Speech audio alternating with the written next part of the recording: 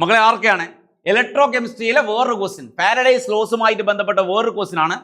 A solution of copper sulphate is electrolysed for 10 minute with a current of 1.5 ampere. ഒന്നുമില്ലടാ, copper sulphate സൊല്യൂഷനിലൂടെ 1.5 ampere current 10 മിനിറ്റിൽ pass ചെയ്താൽ deposit ചെയ്യുന്ന കോപ്പറിന്റെ mass കാണാനാ പറഞ്ഞിരിക്കുന്നത്. M is equal Z I T എന്ന equation ഉപയോഗിക്കുക. M is equal Z I T, clear അല്ലേ? ഓർ എം ഈസിക്കൽ സെഡ് കാണാൻ എങ്ങനെയാ?